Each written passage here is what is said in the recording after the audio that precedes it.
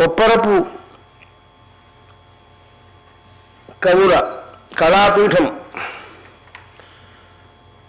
ఆహ్వానం మేరకు నేను ఇక్కడికి రావడం జరిగింది అనే విషయం వివరింపవలసిన పని లేదు. కానీ ఒక చిన్న స్పష్టీకరణ అవసరం. చాలా నాడుగా మా శర్మ, ఇంటి పేరు మా శర్మ అని ఉంది, కానీ అందరికీ మా శర్మ అంటే మా శర్మనే. ఏమో ఇంతవరకు తెలియదు నాకు మా అంటే ఏమిటో. ఇదేం మా శర్మ, అది గొప్పగా ఉంది, చాలా తెలివైన వాడే, పైకి వచ్చేవాడు. అందరూ మా శర్మ అంటారు. మా శర్మ చాలాసార్లు ప్రయత్నించాడు నన్ను ఇక్కడ ఆహ్వానించడానికి. ఈ కళాపీఠం అతను సూత్రధారి, ప్రధాన పాత్రధారి కూడా అతనే. అయితే కుదరలేదు. ఎందుకంటే నేను ఎంతకాలం వస్తాను. 1955లో ఆంధ్ర విశ్వవిద్యాలయం వారు నన్ను ఆహ్వానించారు ప్రసంగించడానికి. 1955 నుంచి ఎన్నిసార్లు వచ్చానో తెలియదు విశాఖ. కాబట్టి నాకు కుదరదు అన్నాను. నాకు ఆత్మీయులు, హిందీ తెలుగు సాహిత్యాల స్వర్ణ సేతువు డాక్టర్ యార్లగడ్డ లక్ష్మీప్రసాద్ గారు, అతడు నన్ను విధిలేని పరిస్థితుల్లో ఒప్పుకునేటట్టు చేశాడు. ఆ విధిలేని పరిస్థితులు ఏమిటంటే ఆయన ఎప్పుడు ఏదన్నా నేను కాదను, అదే విధిలేని నా బలహీనత. ఆ బలహీనతను బాగా పట్టుకున్నాడు ఆయన. ఆ బలహీనతే నా బలం. వారి ప్రోద్బలం మీద వచ్చాను, బలం మీద. కొప్పరపు సోదర కవులు వచించినవి అసంఖ్యాకమైన రచనలు, రచించినవి తక్కువ. నేను చూద్దామనుకుంటూ ఎక్కడా ఇంతవరకు పుస్తకాలు దొరకలేదు.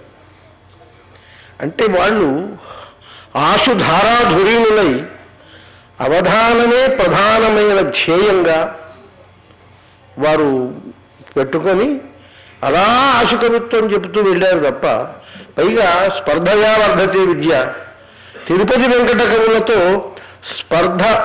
స్పర్ధాలులై మరి ఢీకొన్నటువంటి వారిలో అగ్రగణ్యులు కొప్పరపు కవులు అనేది అందరికీ తెలుసు. సాహిత్య రంగానికి సామాన్యమైన విషయం కాదు. అలాంటి కొప్పరపు సోదర కవుల రచనలు ప్రచురితం కాలేవు. ఇప్పుడు ఈ కళాపీఠం పక్షాన డాక్టర్ గుండవరపు లక్ష్మీనారాయణ సంపాదకత్వంలో సాధ్వీ మాహాత్మ్యం అనే ఈ కావ్యం, బ్రాకెట్లో దృశ్య కావ్యం, ఇది నేను ఇవాళ అందింది ఇప్పుడే సాయంత్రం, అలా చూస్తూ ఉన్నాను నేను. ఇది దృశ్యకావ్యం అని ఉంది, కానీ పద్యనాటకాల్లో ఉన్నట్టుగా పాత్రలు మాట్లాడుకున్నట్టుగా వెంట వెంట ఉండదు. ఒక శీర్షిక లక్ష్మణుడు అని ఉంటుంది, ఓ 10 పద్యాలు, రాముడు ఓ 20 పద్యాలు. ఈ రకంగా అంటే వారు ఆశుధార ప్రాబల్యం వల్ల మిగతాన్ని ఆలోచించలేదు. దృశ్య కావ్య లక్షితంగా రచించాలనేది లేదు వారికి. వారు అన్నట్టుగా అలా చెబుతూ వెళ్ళారు, కానీ దాని వెనక ఆలోచించలేదు. సాధ్వీ మాహాత్మ్యం అంటే ఏమిటంటే, సాధ్వి అంటే ఇక్కడ సీత. ఆ సీత చరిత ఎక్కడ? ఉత్తరరామ సీత చరిత, పూర్వరామ సీత కాదు. ఉత్తరరామ చరిత ఉంది. అది అంటే లవకుశులను కన్న తల్లిగా ఆ సాధ్వీమణి చరిత. ఇందులో లవకుశుల లేక కుశలవుల గాథ అదే ఉంది. కానీ ఏముందంటే, నేను ఇలా చూస్తూ వెళితే అంకిత పద్యాలు ఉన్నాయి ఇందులో. ముందు ఎవరికి? జాగరణమూడి కుప్పస్వామి గారి చౌదరి గారి భార్యామణికి అంకిత పద్యాలే 145 ఉన్నాయి. మామూలు 20-30 దాటవు. అంకిత పద్యాలే 145 ఉన్నాయంటే ఈ దృశ్యకావ్యము లేక కావ్యం, పాఠ్యకావ్యం ఇది ఎన్ని వేల పద్యాలతో కూడుకొని ఉందో అన్న విషయం మనకు స్ఫురణకు వస్తుంది. కానీ దొరికినవి మాత్రం ఎన్ని పద్యాలంటే 229 పద్యాలే. అంకిత పద్యాలు పోగా 145 పద్యాలు అంకితం అయితే మిగతావి ఇవి దృశ్యకావ్య సంబంధి పద్యాలు. అవధానం అంటుంటే చాలామంది అవధానం అంటే ఏమిటి? ఈ మధ్యకాలంలో మళ్ళీ పద్యనాటక రంగ పునరుద్దీపనం జరిగింది. చాలామంది పునరుజ్జీవనం అని వాడుతుంటారు, నాకు నచ్చదు. అది అంటే నిర్జీవితం అయితే కదా ఉజ్జీవితం కావడానికి. అది కొంచెం తెరమరుగవుతుంది, అప్పుడప్పుడు కనుమరుగవుతుంది. కానీ దాన్ని నిష్క్రమించింది అనుకోకూడదు. కాబట్టి ఏమైందంటే ఇప్పుడు పద్యనాడు ఈ మధ్య 10 సంవత్సరాలుగా నంది నాటకాల వల్ల, వివిధ సంస్థల ఏర్పాటు చేసే పోటీల వల్ల పద్యనాటకం మళ్ళీ పునరుద్దీప్తమవుతున్నది. ఈ పద్యనాటక రచన ఒకవైపు, అవధాన విద్యాఖేళం ఒకవైపు, ఈ రెండున్నాయి. పద్యాన్ని పునరుద్దీప్తం చేయడంలో పద్యనాటకం ఎంత ప్రధాన భూమిక వహించిందో అంతకంటే రెండింతల ప్రాధాన్యం కలిగినటువంటి భూమిక ఈ అవధాన క్రీడ వహించింది, అవధాన విద్య వహించిందని నా అభిప్రాయం. ఇవాళ పద్యం చెప్పగానే చప్పట్లు కొడుతున్నారంటే అది కేవలం అవధానుల వాక్ ప్రాగల్భ్యం వల్లనే జరిగిందని నా అభిప్రాయం. జనానికి దగ్గరలో పెడుతున్నారు వాళ్ళు. గేయం పాటతో తుల్యంగా ఆదరణ లభిస్తున్నదంటే అవధానుల వచోధారా విన్యాసం వల్లనే నా అభిప్రాయం. అవధానం అంటే ఏమిటి? ఏకాగ్రత. అవధానంబున చంద్రశేఖర సుతుండర్ధాంగ కోటీరు అని శ్రీనాథుడి ప్రయోగం. అవధానంబున చంద్రశేఖర సుతుండు, అవధానం అంటే ఏకాగ్రత. దాన్ని వధానం అని కూడా అన్నారు. తిరుపతి వెంట కూడా ప్రయోగించారు శిశపద్యంలో. అంటే ఏకాగ్రత. కాబట్టి అవధానానికి కావలసింది ముందు ప్రప్రథమంగా ఆశువు కావాలి. ఆశు శబ్దానికి అర్థం వేగం, స్పీడ్. ఆశుగం అంటే బాణం. ఆ రోజుల్లో, పాత రోజుల్లో బాగా వేగంగా పోయేది బాణం. ఇప్పుడు బాణం కంటే వేగంగా పోయే యంత్రాలు వచ్చాయి, వాయు యంత్రాలు, జట్టు. కాబట్టి ఆశుగ శబ్దానికి అర్థం ఇప్పుడు జట్టు అనుకోవాలి. కాబట్టి వేగంగా పద్యం చెప్పడం, మధ్యలో కుంటుతూ కాక, జంకుతూ కాక, మధ్యలో దిక్కులు చూడకుండా చెప్పడం, అది ఈ అవధానానికి ప్రాథమిక గుణం అన్నమాట ఇది. కాబట్టి ఆశుధారగా ఉండాలి. తర్వాత ఏకాగ్రత ముఖ్యం. మళ్ళీ చెప్పింది మళ్ళీ గుర్తుపెట్టుకునే శక్తి ఉండాలి. ఇక్కడ చెబుతూ పోవడం కాదు.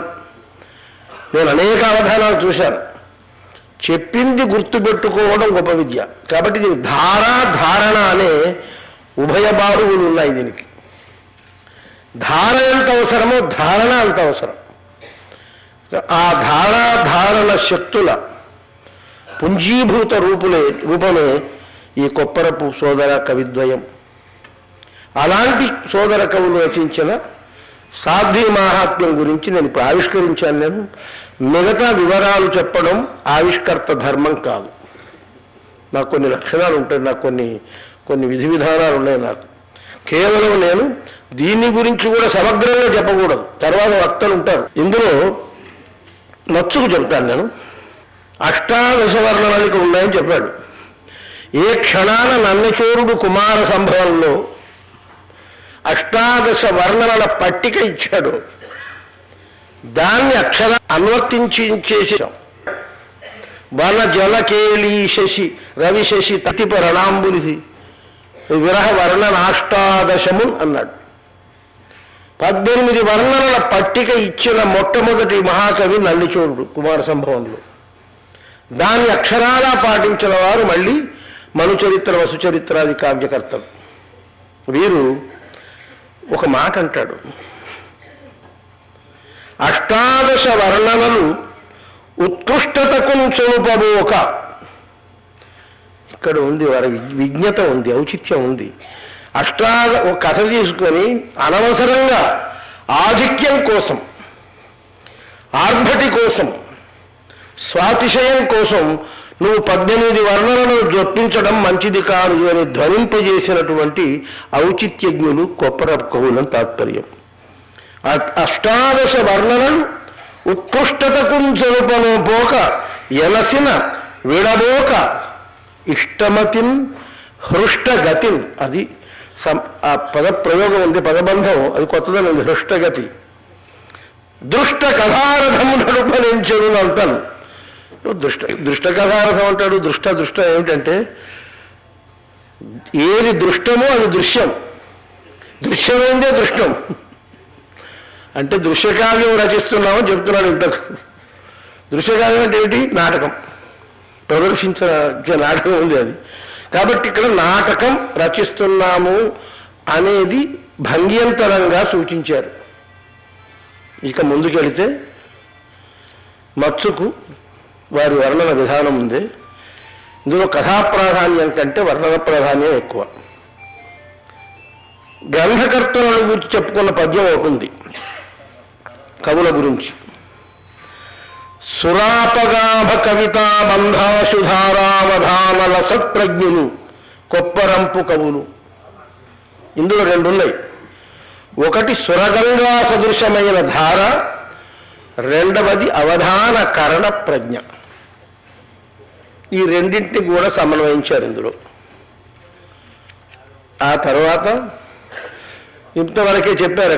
సుదీర్ఘ సమాసధాటి ప్రళయాంభోధర నిర్గతాశని సహస్రద్యోతఘాతీత భావిల సత్ ప్రస్ఫుట విస్ఫులింగ నికరోద్వేలాగ్ని దృక్ సత్ అని అనబోయారు ఆయన. మీగడ ఆయనే ఆపేశాడు. నేను ఆపడం ధర్మం అని అర్థం.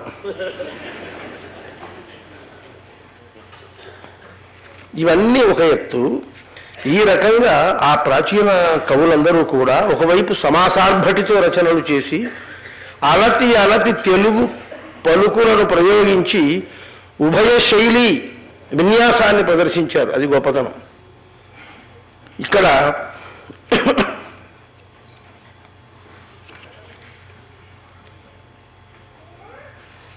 గల్ల పచ్చికకు వంగి అల్లనల్లన కొనలు అందికొనుసు ఈ గరిక పచ్చలు కొనడానికి ప్రయత్నం చేస్తుంది ఎవరంటే లేడీ ఇల్లాలు అని చెప్పాడు. ఎంత భావుకత ఉందో, అంత సహజ చిత్రణ ఉంది. పరిసరాలను అద్భుతంగా చిత్రీకరించాడు. నిడువాలు కొమ్ముల ప్రక్కలు గోకి కొనుచు చింత పువ్వన్నె రూపంబు. ఆ లేనివన్నీ చింతపువ్వు అట. చింత పువ్వన్నె రూపంబు చెలువములయ వచ్చుచున్నది లావణ్య వైభవమున అభ్రముగా ఒక్క లేడి ఇల్లాలు కనుచు కనక మృగ వంశజము కాదుగా ఫలించిన. సంస్కృత సమాసాన్ని జళిపించిన, సమప్రౌఢితో సమప్రతిభతో రచించినటువంటి కొప్పరపు సోదర కవుల సాధ్వీ మాహాత్మ్యం అని వారు ఉద్దేశించినటువంటి దృశ్యకావ్యంలో దొరికిన పద్యాలను తీసుకొని మాశర్మ కృషి వల్ల, లక్ష్మీనారాయణ గారి సంపాదకత్వం వల్ల ఈ గ్రంథం ఈనాడు మనకు అక్షరాకృతిలో మన ముందు నిలిచింది. ఇలాంటి గ్రంథాన్ని ఆవిష్కరించే అవకాశం కలిగినందుకు నాకు చాలా సంతోషంగా ఉంది. అందరికీ కృతజ్ఞతలు.